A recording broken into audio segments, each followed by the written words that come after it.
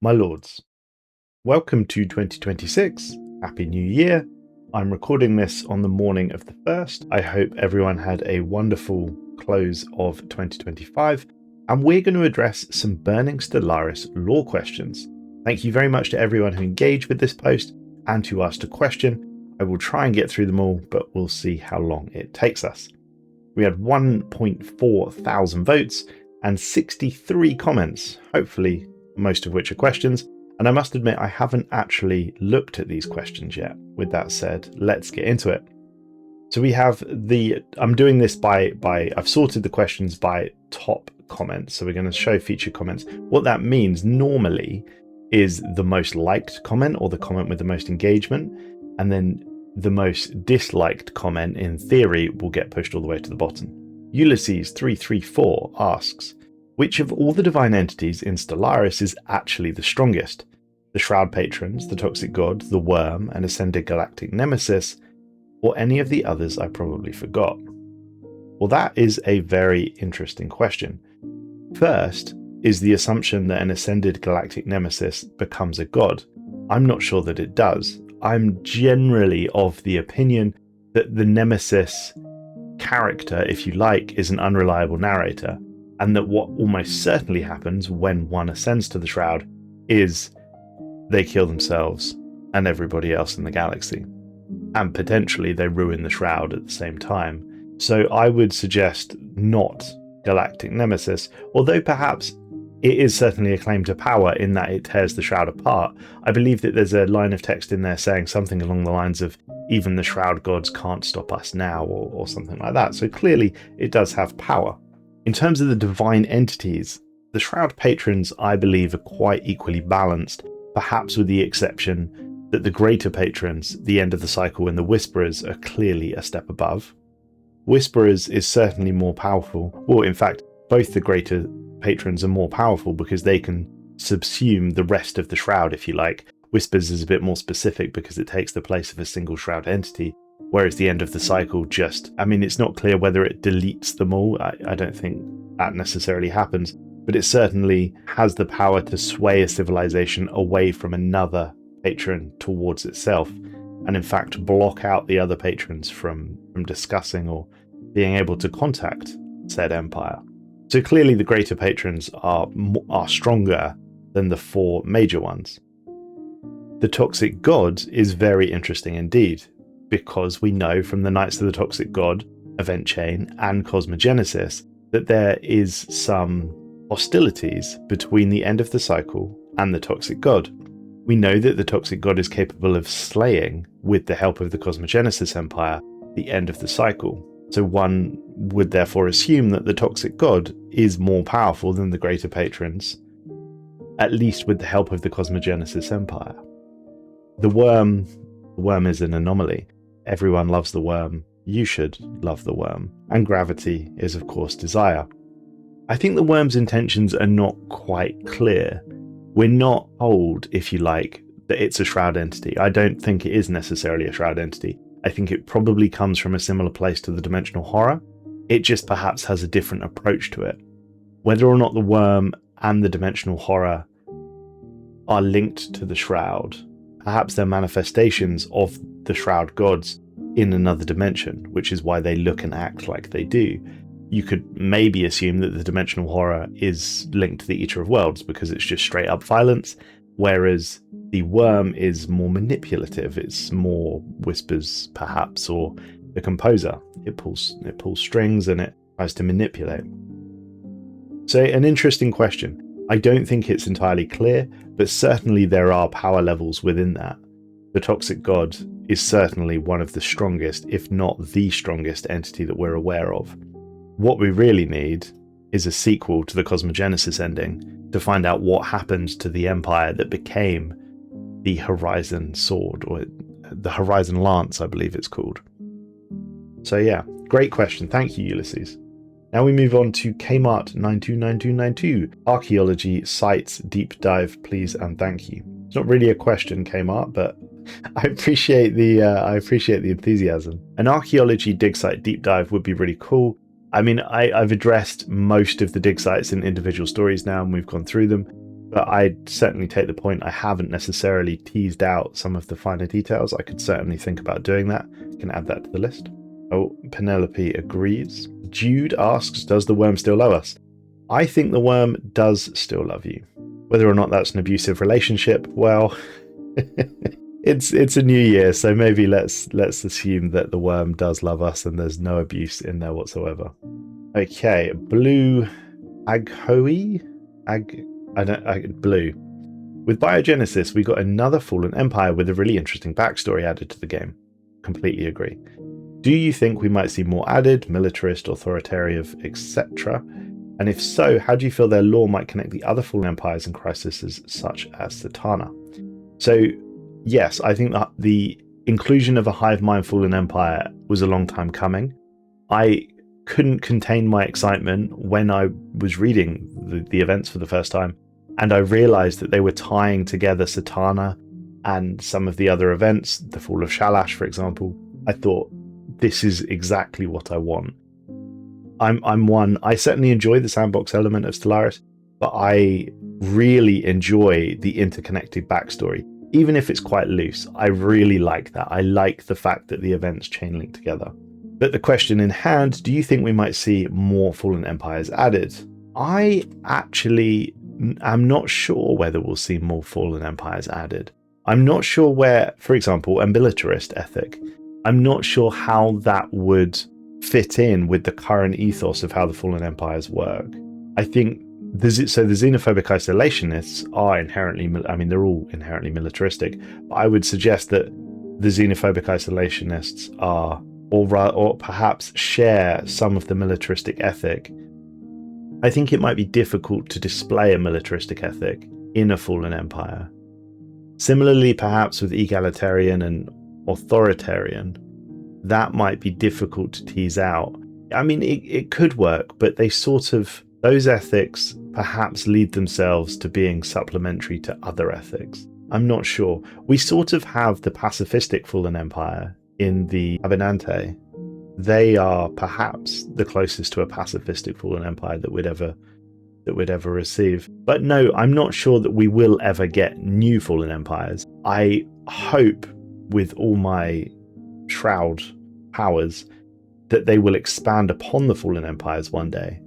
I really think that there is some lore that could be teased out of that. I think the backstory could be so good. I'm not sure how they would do it. Maybe we'd get, I don't know, a back in time event where we play during the time of the Fallen Empires at their height and we fight Cetana alongside them. I don't know. I don't know how that would work, but I think the Fallen Empires are a really important part of the game. I don't think we're going to get new ones, but I do think the current systems and the current Fallen Empires could be expanded massively, and then their lore would come along with it. So thank you for the question. Coin Intel pronoun. Cointel pronoun? Coin. I use Stellaris as a template for a homebrew RPG setting. The setting I made up is that the galaxy, after most players would have exited the game, every crisis has happened and there's been a major political crash of the Galactic Imperium. The players are the crew of a freighter watching civilization go through a reboot. I get a real sense of theme of the galaxy in Stellaris that it operates on cycles civilization rise. They go through early, mid, late game, and then collapse with the survivors becoming Fallen Empires for the next cycle. That sounds cool. Yeah, I feel like that's not really a question for me. If you enjoy it, stick with it. Mr. Shion. I just want an RP playthrough for the unwashed masses. So I assume the reference in that is to the members only series that I do. I get two things to address there. Firstly, I'm incredibly grateful that people are willing to spend $3 a month to support those series and to support me and the channel. It's remarkable that one person, like my mum, for example, it's remarkable that my mum would. I don't think she does, but if she did, the point I'm trying to get is it's remarkable that people feel that I can provide that value for $3 a month. So I'm very grateful for that. The second one is potentially not something that will go down very well, but the reason that part of the reason that those playthroughs are behind the paywall and that they're members only is because the way that YouTube works, if I was to release an hour-long non-edited, because those videos don't really have much edits, if at all, to them. If I was to release those, no one would watch them, or I say no one would watch them. Very small numbers of people would watch them, and all that would result in is hurting the channel in the long term. Because, so as an example, I released those members-only videos on a Wednesday. Let's say, for example, they got 100 views, which I think, frankly, would be generous if they got 100 views. When I then release the Sunday video, YouTube looks at my last video and goes, oh, well, no one watched that, so no one's going to want to watch the Sunday video either. And it just doesn't notify people, or it doesn't show people that I've released the video. So that is perhaps a more logistical reason for why those unedited playthroughs are behind the paywall. So I apologize that they're not free. I do feel like $3 is reasonable value, and as I said at the start, I'm extremely grateful to those who feel like they're happy to pay that money and support me. I feel very grateful, so thank you. But I hope I answered that question. Max Magnet F5Y. Was there ever a Galactic Community Custodian Imperium before the current day? So, there was definitely a Galactic Community and definitely a Custodian, because the Ancient Caretakers, the Mechanical Fallen Empire, discusses the Custodian project, and I am fairly confident to say that the Custodian at the time actually was the builders of the Ancient Caretakers. Now, I think there is potential for some really cool interlinked lore here, because we know that the Cybrex, as far as we're aware, were the first builders of a ring world, and were one of the first, if not the first, machine intelligences that really rose and was a major galactic player in our galaxy. So we know that the Cybrex were a thing, and we know that the Caretakers were the Custodian, were made, if you like, by the Custodian project. I think it's very reasonable to assume that the Custodians, whoever these people were around at the time of the Cybrex falling. When Cybrex Alpha was bombed into oblivion, essentially, these Custodians took parts and they learned from the Cybrex and then used that to build the Ancient Caretakers. The Ancient Caretakers are then present for the fight against the contingency. That would be my theory, and I certainly think that there has been a Custodian before. In terms of a galactic community, it's difficult to tell. I think it's quite reasonable to suggest that in the millions of years where we've had precursors, a galactic community would have existed. I think the First League is probably a good example of that. We know of the First Federation, which existed, which had, I think, at least 5 or 6 named members. So it's likely that a galactic community certainly existed in a sense. As for an Imperium, I don't think so. There's certainly no reference that an Imperium existed before. Maybe that would be a cool addition to the lore. But as for why we didn't find them before, well, who knows? The pain side. The First League gives the impression that a galactic community existed before. I agree. What is the backstory for the various planetary features on Earth? Okay, we're going to look this up. Okay, let's load up Stellaris. And we're going to look at them. Okay, so we've loaded up Earth. This is actually from my UNE playthrough. So let's go through the blockers, and we've got loads to go through. So the Scandinavian Reclamation Sector.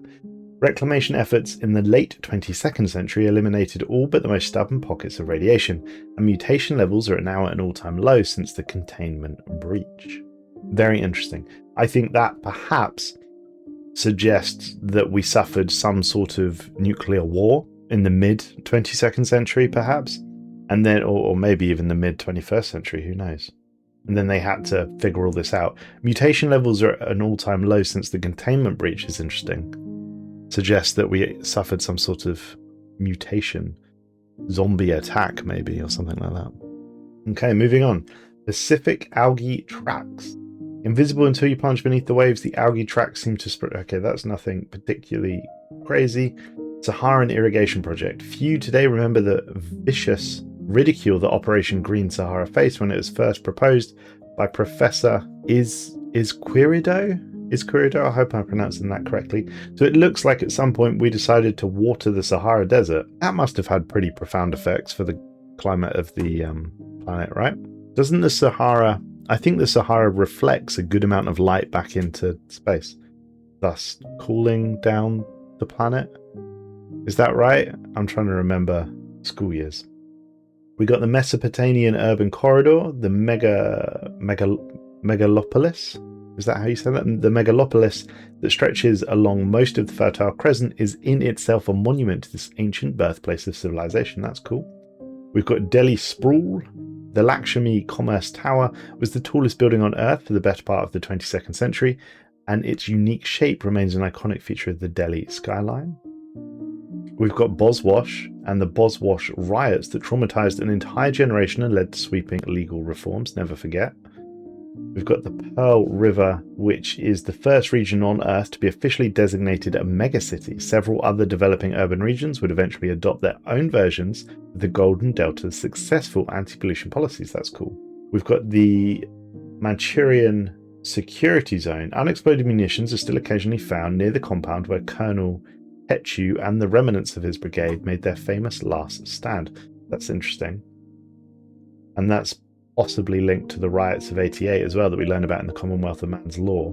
And we've got the Great Albertan Crater. When 711494 Satis, I'm assuming that's a meteor, approached the Earth and triggered the Great Panic of 72, everyone thought this was it. The big one had finally arrived. Fortunately, it wasn't big enough to cause an extinction event. Unfortunately, it wiped out most of Alberta. I'm sure that in Helldivers, Alberta was destroyed as well. So maybe, given that they're both Swedish games, maybe there's some hatred to Canadians that I don't know about.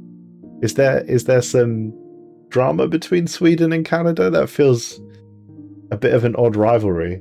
So that is all the planetary features of Earth. I hope that answers your question. Beyond what the text says, I don't really have anything for you. Maybe it'll be fun to do an overview of those on a map. That could be interesting. Maybe I'll add it to the list. But thank you for the question. We've got Momo Povitz. Why does the Materialist versus Spiritualist division still exist when both are right? I guess balance reasons. I'm not sure. I'm not sure that both are right. I think it's just a different way of approaching problems. Clearly the Shroud exists. Clearly there are spirits or whatever you want to call them that live in the Shroud. I don't think a materialist is saying that the Shroud doesn't exist. They just don't view the Shroud as divine. It's a different way of looking at things. So I think the division exists because it's just how people address problems differently. One may say this is the divine, and one may say, well, actually, no, it's not the divine. It works like this, and have the science behind it. Archimedes. What happens to the universe where cosmogenesis happens, i.e. to those who are left behind? Okay, interesting. So, in terms of cosmogenesis endings, there is a video somewhere on there. I'll try and make it appear on the screen. You can go and watch all of the different endings that can happen when the cosmogenesis empires leave the galaxy. In terms of what happens to the galaxy, and I'm doing this from memory. Let's not do it from memory. I'll look it up. So, perfect. So it's all explained on here for us. Essentially, the empires that are left over, or rather the galaxy that is left over, will suffer. Some of the galaxy, it says here, will be destroyed. The following effect will occur upon a cosmogenesis victory across the entire galaxy. 9% of systems will be destroyed, 50% of starbases, 30% of fleets, and 80% of the systems will gain random deposits. And then we have every non-surviving capital will be changed in the following way. They can become shattered or black holes or whatever. Everyone has a bad time, basically. 30 days, the date will not display properly as well, which is pretty cool. And then I think it resets. I'm not 100% sure. But hopefully that answers your question. Thank you for the question. How many galactic cycles do you think have passed in the Stellaris universe? Oof. Thousands. Thousands and thousands and thousands.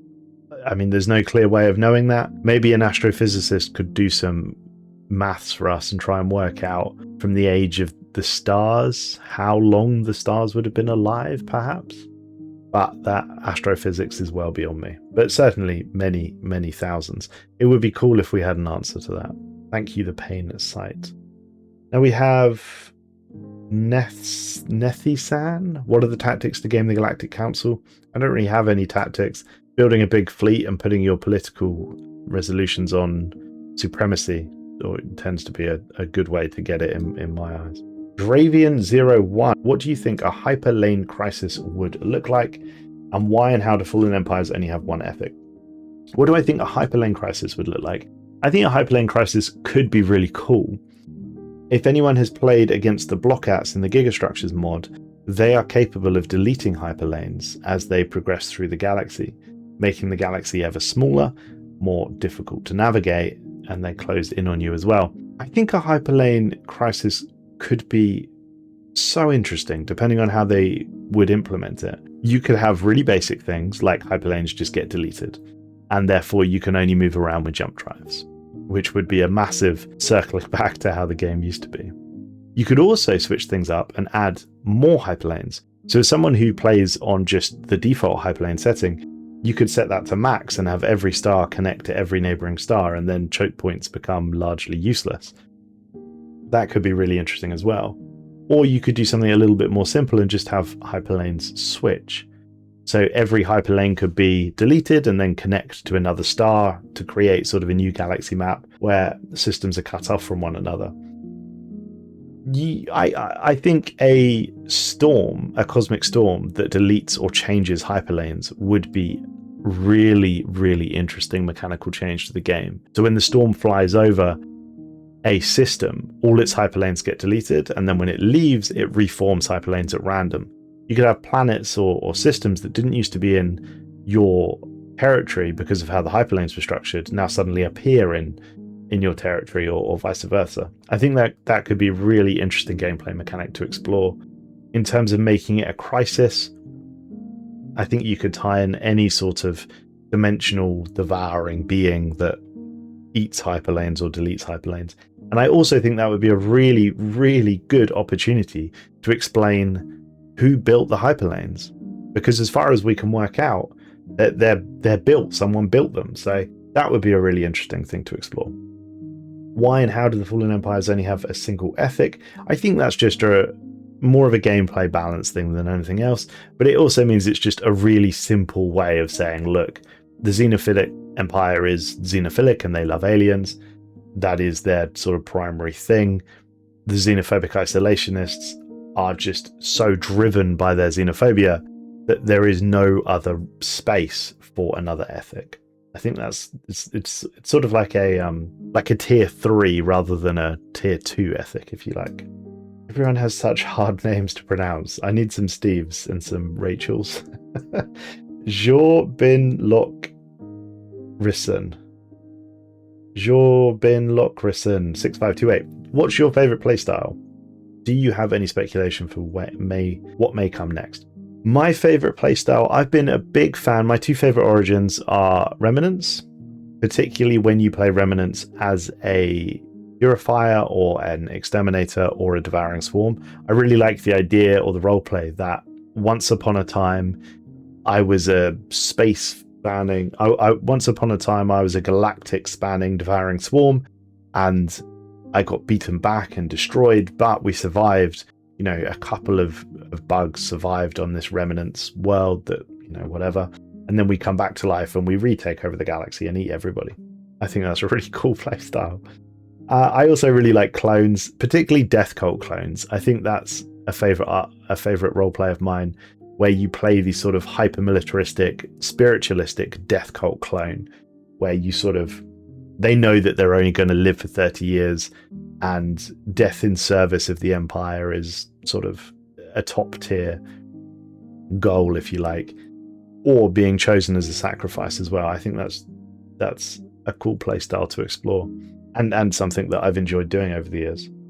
Do you have any speculation for what may come next? Yes and no.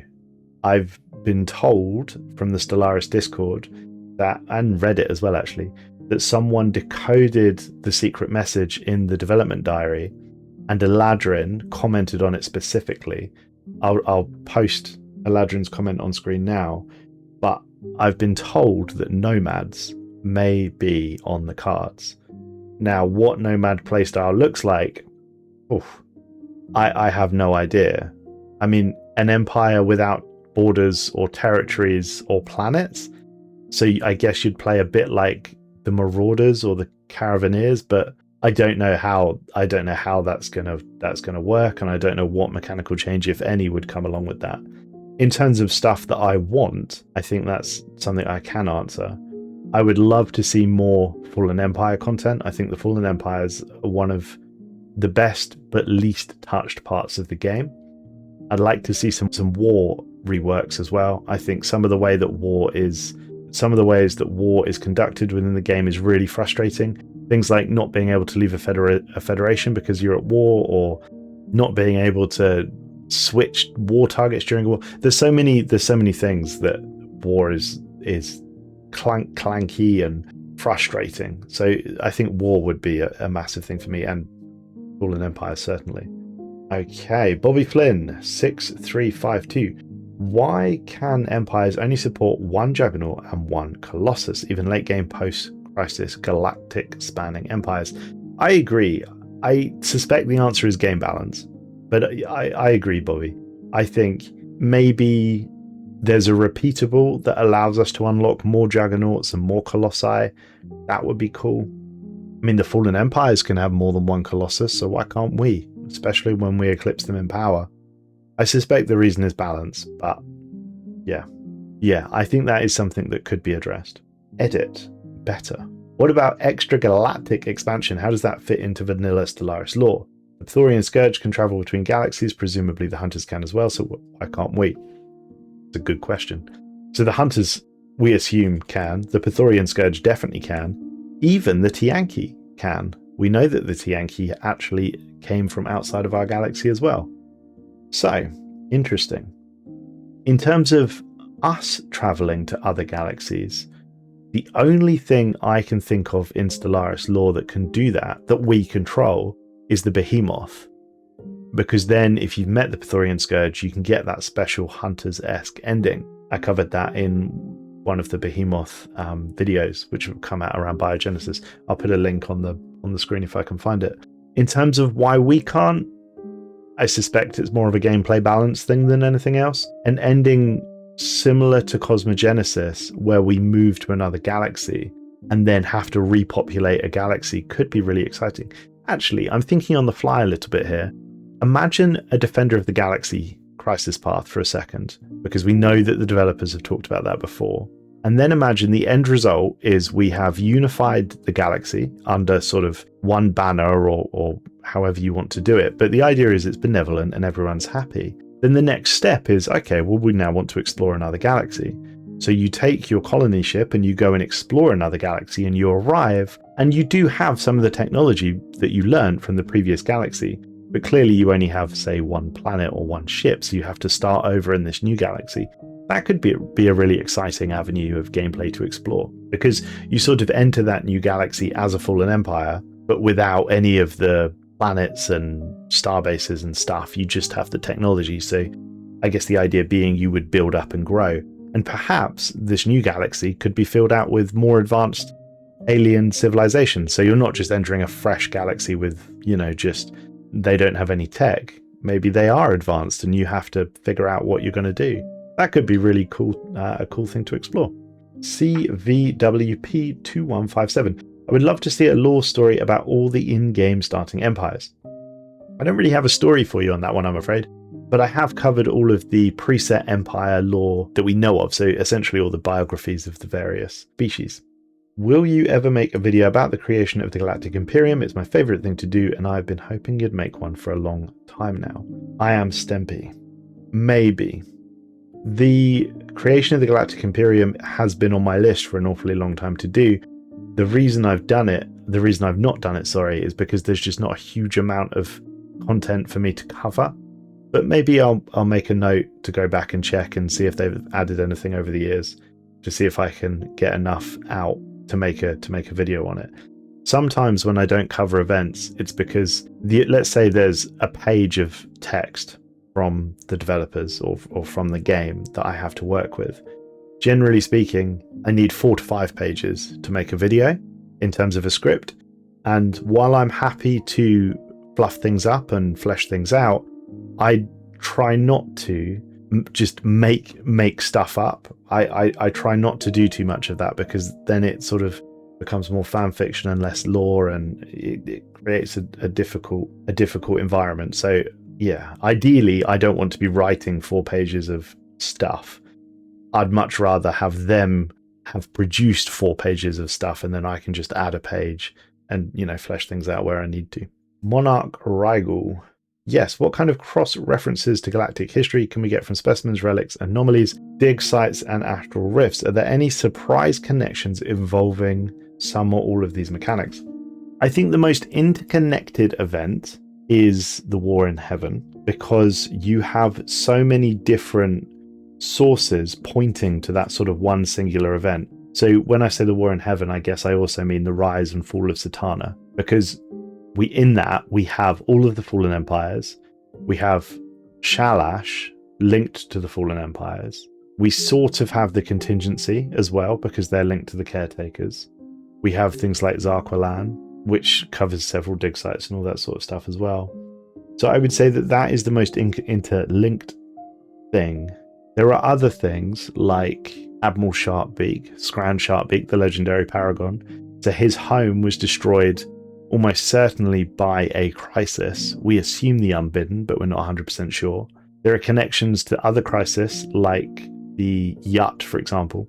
Why is the galaxy so empty when the Yuts exist? They existed for millions of years without finding anyone before they found the Jabherdini. Why is that? Well, probably because a galactic crisis occurred and deleted most of the galaxy. So there are links.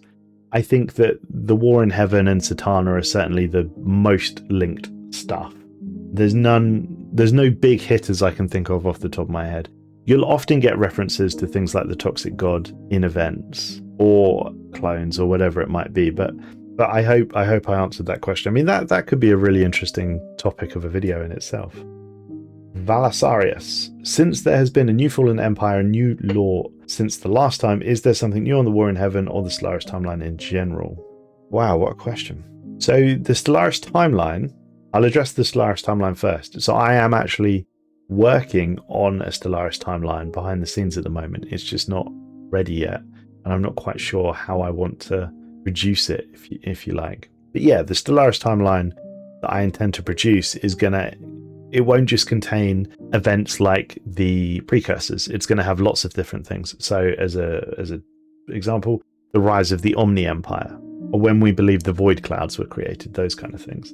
So that is something I'm working on behind the scenes. There's definitely new stuff. I mean, the precursor timeline, I think, was one of my first ever lore videos. It's way back in February 22 or February 23. So a lot has changed. In terms of War in Heaven, not really. So the Hive, we believe, would have been involved in the War in Heaven, but it's so unclear what happened. I originally thought the fall of Shalash happened during the War in Heaven, but that's not the case, because we know that the fall of Shalash happened, it seems, after the xenophobic isolationists fell.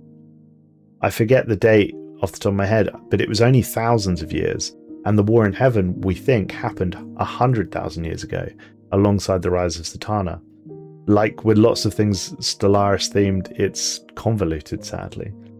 And that's part of why I really hope for a Fallen Empire rework, because we can get some of these things more written into stone. And I don't think that would be a bad thing for the game. I think that would only be a good thing for the game. Why don't you make something like the Templin channel did with their play story? Yeah, that's a good question. It's been on my my radar for a long time. They obviously did a great job, and I'd highly encourage anyone to go over there and check out what they did.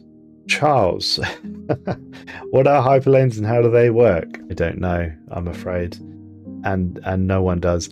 There's a comment from Eladrin somewhere. I'll try and post on screen for you now, but I don't have an answer for you, I'm afraid. Apologies, Charles. Liam Dickin. Do you have any theories for what the next non-player endgame crisis would be? We had Cetana, which was a welcome gameplay and narrative expansion on the original 3. Personally, I think it would be fun to see some of the Shroud-based endgame narratives, like the vengeful Ascendants Aroni returning to acquire more psionic power to protect themselves against other psionic entities. I have absolutely no knowledge of what the next non-player endgame crisis could be, I agree. I thought Cetana was really good, both narratively and mechanically, because it's different to the other three. Now, I fully expect some pushback there, because I know that people get frustrated with Cetana's gameplay mechanics, particularly the fact that she deletes the Fallen Empires. Personally, I like it. I think it's nice to have something different, and it's also nice to have Cetana at such a higher power level than the other three. So yeah, that's I guess my two takes on that.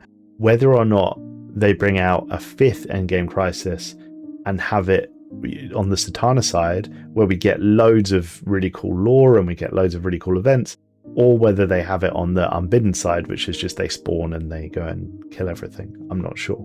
I do definitely agree with you, Liam, that the Shroud is the way to go with it. I think the Shroud entities are so cool. They've got so much to offer, particularly the Zeroni aspect. Why can't the Ascendant Zeroni come back? We know that they live, we know that they're alive, and they're in the Shroud, so why not bring them back? I think that could be really cool, and a really interesting way to fight them as well, particularly given that Psionics has so much room for this narrative storytelling. Elias Blue 2206, please keep making content. I love it. Thank you, that's very kind of you. I will do my very best. Ollie Baker. Are the United Nations of Earth and the Commonwealth of Man meant to be set in the future of our real life Earth? And if so, is the galaxy they reside on a small chunk of the Milky Way? I think, like lots of sci-fi, there's elements of real world Earth that will be taken into the UNE and the Commonwealth of Man.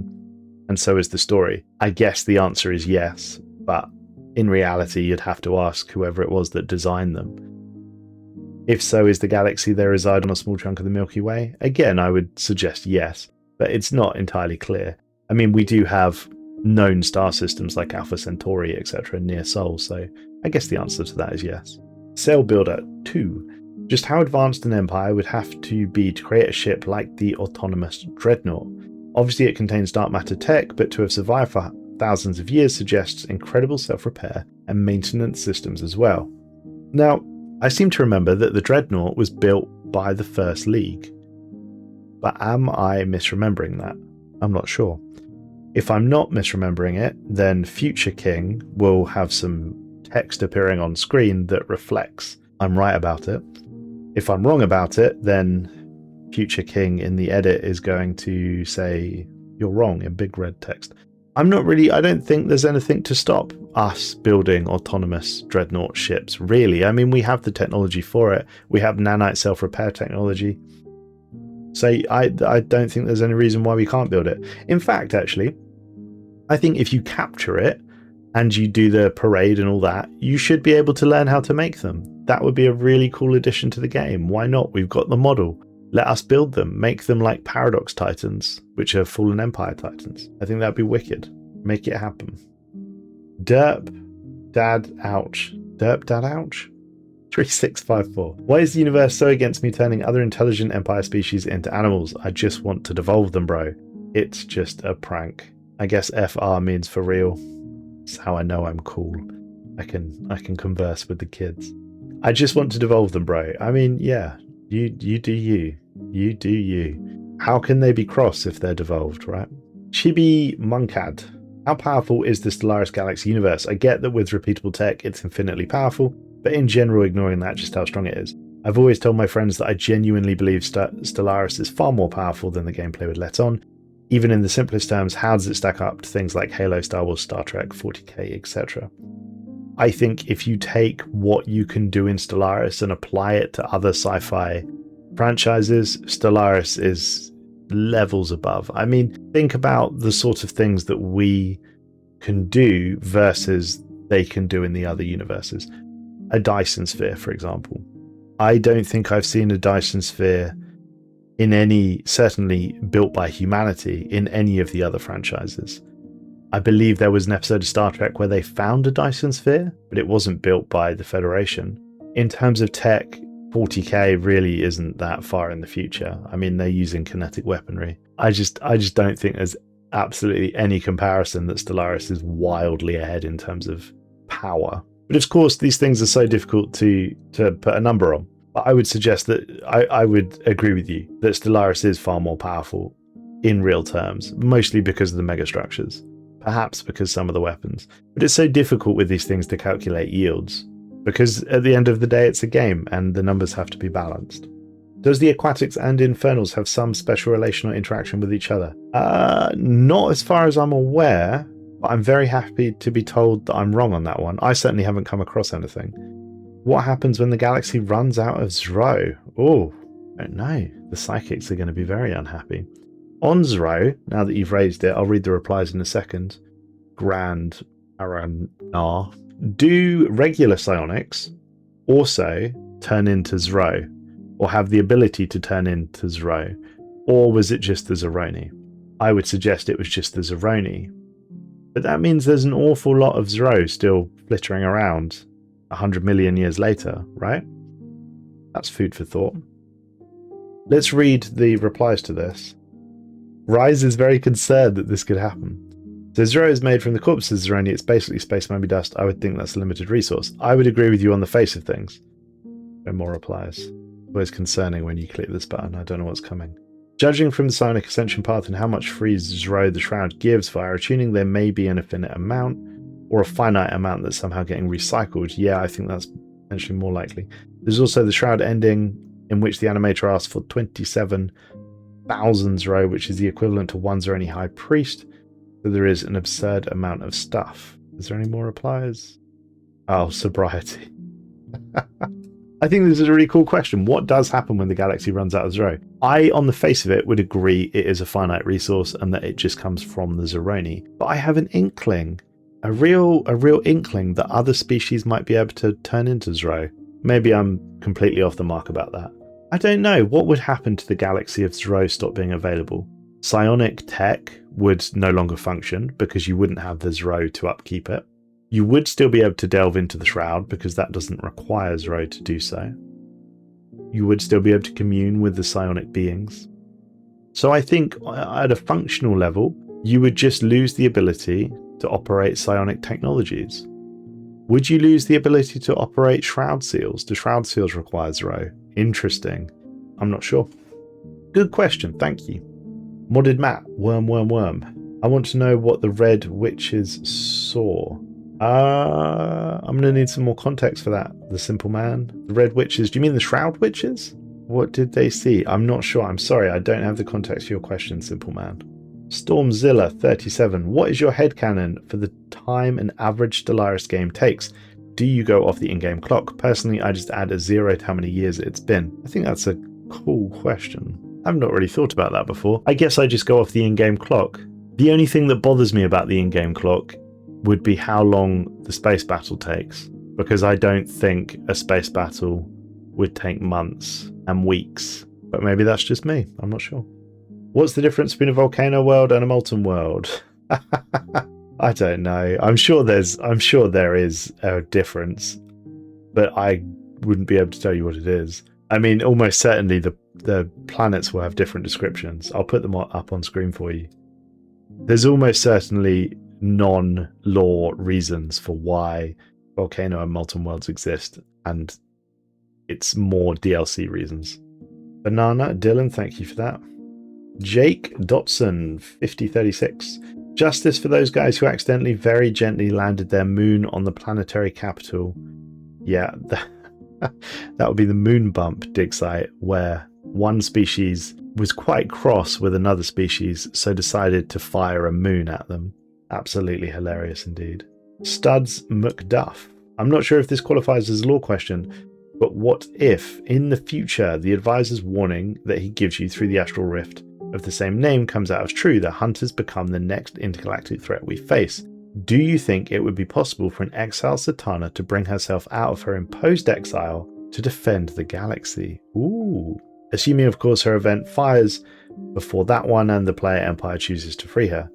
She implies after her crisis that she's more than willing to reflect and atone for her sins. I see this as a way for Paradox to do something interesting, that being we get a new paragon in the form of a previous antagonist. Very interesting thought process there. Hunter's secret ending. I mean, let's lose the hunters for a second, because I I'm not sure Paradox are ever going to give us the hunters, but that's the discussion for another day. Why wouldn't Cetana in this universe come and help us against the contingency or the scourge or the unbidden if we did indeed go down that route? Maybe that's something they could add to the game. Cetana as a paragon. I mean, she'd have to be a pretty beefy paragon, but maybe that would be really cool. That would be really cool indeed, especially if we could talk to her and learn more about her history with Zarqualan and the like. Blank space. Is lag an emergent property of the galaxy that precedes the collapse of an empire? You'd have to ask the Voltum, but I suspect it is. Nightshade. If the worm loves us, why is the worm so mean? I don't think the worm is mean. I don't think the worm is mean at all. It teaches you new languages and gives you the ability to change your genetic code. I think the worm is pretty cool. Lord of the Ibots. I have Synthetic Dawn and Utopia. What DLC should I buy next? I want more ways to govern and wage war / subterfuge. Off the top of my head, I would probably go with Paragons. I guess that gives you control of your leaders. Nemesis gives you access to subterfuge, although that is probably one of the weaker DLCs. Machine Age is pretty beefy in terms of quality of content, as is Federations. I'd probably recommend that you watch my DLC video, which may be a bit of a cop-out, but then you get to learn about all the DLCs. My personal favourites in terms of value for money as well would be things like Relics. So, you know, Relics and Distant Stars. But watch the video, I'll give my opinion on all the DLCs. The Puppeteer. Is it ever explained how a new Shroud entity is born? Better yet, how do they grow in power? After all, the Shroud seems to be divided into the 4 domains of the bigger Shroud entities, with minor entities being peppered within those domains and the end of the cycle just being someplace else entirely. It's not.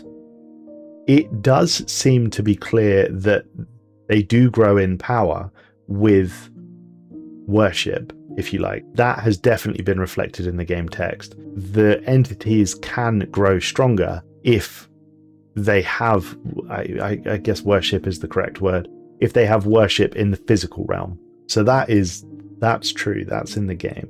How they're born is not clear to us at all, sadly. One would assume that perhaps because the Shroud entities reflect emotions, so the Eater of Worlds, for example, is probably the most simplistic. If the galaxy or the universe was to become completely pacifistic, would the Eater of the Worlds shrivel and die? Maybe. And let's pretend the Eater of Worlds didn't exist. Does the act of violence then create the Eater of Worlds? I would suggest, based on what we know, yes. It's not super clear, other than the worship stuff, which was added with Shadows of the Shroud and is cool. Seela Cernst 920. How do archaeological sites work? You send a scientist to dig it up, and they dig it up, and stuff happens. Needless. What is the Whisperers in the Void? Why are they so different from all the other patrons? Do they have any relation to the Zeroni or the end of the cycle? They don't appear to have any relation to the Zeroni, although I initially thought that they probably would do, because it's sort of described as many voices or many whispers, which, you know, one could suggest could be many Zeroni. But we know that the Zeroni is a minor entity. Why are they so different from all the other patrons? It's not clear. It's not clear, sadly. The same with the end of the cycle. I had originally assumed that the Zeroni reflected the end of the cycle, because that was exactly how it was described in the Zeroni text, that the Zeroni set about their plan of ending the cycle. They didn't say, we met this lovely Shroud chap called the end of the cycle and decided to make a deal with him and destroy the universe. They didn't say that at all. They say that they wanted to end the cycle, so to speak. The answer is we don't know. We believe that Whispers and the end of the cycle are more powerful than the other patrons because they have the ability to subsume them. But why that is, I'm not sure. You could maybe, if we relate it back to the worship of them, Whispers definitely represents knowledge. I would suggest that there is an idea that knowledge is something that is sought by intelligent species. Because there's so many intelligent species in the galaxy all seeking knowledge, Maybe that's what makes Whispers as powerful as it is. End of the cycle, though? I don't think there's that many intelligent species who want to end the galaxy. So how it became that powerful, that's beyond me. Twiddly the Gnome. Is there any likely candidate in the precursors or other known empires that created the 3 coloured fluids? No, not as far as I'm aware. We have no idea who created that. It could have just been any special civilization. I don't think it had to have been precursors or a fallen empire. Jetroid. We see the Whispers consume another Shroud God. Has this happened before? Not as far as we're aware. Is this permanent? Oh, interesting question. And if so, why haven't the Shroud Gods consumed each other in a battle royale bloodbath? That is an interesting point. When Whispers subsumes the domain of another Shroud entity, it only does that for that empire. Doesn't do it for the whole galaxy, does it? Because if there are 2 different psionic species and they're both communicating with the Shroud, and the Whispers comes in and subsumes the Eater for Empire A, doesn't necessarily mean that it's done it for Empire B. Maybe that is just a reflection of the game that the gods play, and sometimes they lose and sometimes they win. But that continues on at a sort of micro level. Certainly the major patrons seem at odds ethically with one another, but there doesn't really appear to be a hatred for one another. There's no inherent buff or debuff or anything that reflects, say, a composer, say a instrument empire versus a composer empire being particularly at odds with one another. So we don't necessarily see that animosity between the major Shroud Gods that you may expect given the differentiation of ethics. I think the same with the greater. There's no inherent animosity, it seems, between the greater patrons and the major patrons. So it's interesting, and it's something that could possibly be explored even further. In terms of a battle royale bloodbath, wouldn't that be a good crisis? Turmoil in the Shroud Gods fight one another. It's like the war in heaven times 100. That would be awesome. What is the Pythorian Scourge running from? Dr. Esak. It's running from the Hunters, who we know very little about. Uvi, why does the game spawn me in a galaxy filled with Gestalt empires whenever I decide to play Megacorp? Because that's just how the game works. I actually was told once by a developer that when you pick Megacorp, the weighting is like tripled to make it far more likely you're just going to play in a Gestalt galaxy because the developers hate you and it's funny. That's not true. I'm only joking. CEO of then. Almost all biological life in the galaxy is fairly similar. Does that imply we share a common origin? If yes, do we have details on how it happened? Oh, theory. Oh, so much so that eating aliens is a valid agricultural policy. I suspect that, sadly, that's just one of those things that is video game balance rather than cool lore theory, but maybe there's a shared common origin. We share the same galaxy. You know, we have similar species traits. At the end of the day, organics are organics and they share that. So I'm not sure. That would be really cool to explore. Great question. Thank you. Dark Reaper, why are the Fallen Empires such narcissistic and jealous bastards who get angry when I research their tech? I mean, they're really old and they have lots of power and they don't want to have to deal with some upstart snot-nosed teenager who wants to steal their stuff. So I guess that's why. And I guess in fairness, if you think the war in heaven was 100,000 years ago, so they've seen this happen a lot. Yeah, so Fallen Empires have seen this happen an awful lot in their lifespan. I think they're just sick of it now. Same question. I have why probably not so useful. Okay, well that's a not very helpful question to end on, Galen Dougal. But thank you so much to everyone who's asked questions. I hope that this video had some value for you. I wish you a marvelous 2026. Happy New Year, everybody.